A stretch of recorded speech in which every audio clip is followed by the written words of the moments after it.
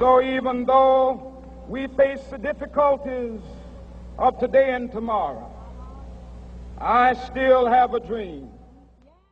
Martin Luther King Jr.'s I Have a Dream speech is perhaps the most well-known declaration in recent American history, catapulting its speaker into the eyes of history. Today, MLK is so famous that he has his own national holiday. But King's famous speech on the steps of the Lincoln Memorial never would have happened without the influence of a more obscure figure. Thank God I'm free at last. Bayard Rustin, the man who organized much of the March on Washington, is not a household name.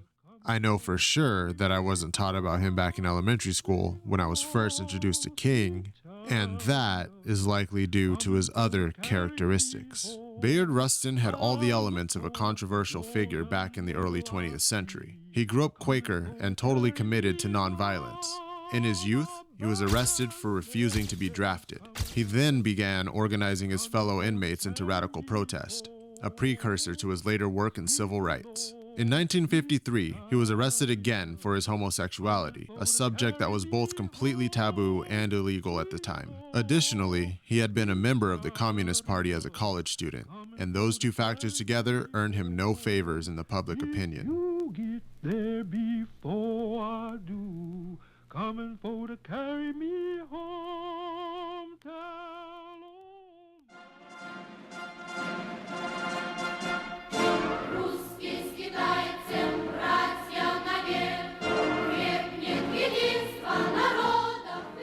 Still, Rustin became one of King's close advisors during the Montgomery bus boycotts. In 1963, he began the process of lobbying for a huge nonviolent protest, starting with his close friend, A. Philip Randolph.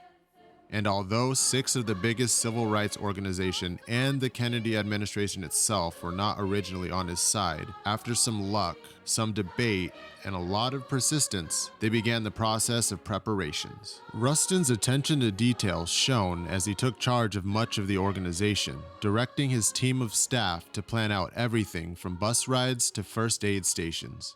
He even put measures in place to ensure that the white DC police would not be present, instead hiring his own force of independent security and training them in nonviolence. Perhaps the hardest part about the experience was the attention the organizers received and the subsequent opposition they faced. Rustin, in particular, faced attacks planted in the newspaper by FBI agent J. Edgar Hoover, recalling and plastering records of his past arrests for sexual deviance on pages across the nation. Still, the other organizers rallied around him, and in the end, thousands converged upon the National Mall and listened raptly to the speakers above them. Rustin himself was the first to speak, but it was King's words that captured the hearts of the country. Ladies and gentlemen, the first demand is that we have effective civil rights legislation, no compromise, no filibuster, and that it includes public accommodation, decent housing, integrated education, FAPC, and the right to vote. What do you say? Despite the lasting impact of King's words, it was Rustin who outlived him. Perhaps it was his place behind the scenes, or even ironically, his erasure due to his sexuality, that quenched any assassin's desire to see him die young. But either way, he lived old enough for his facial hair to grow in and go gray. He trimmed his beard short, sometimes shaved, keeping his face recognizable and open, even as he took a role in the background so that his identity would not thwart the progress of the movements he supported. Throughout it all, he never stopped protesting against any injustices he saw in the world, living proof of the fact that popular history does not always tell the complete story.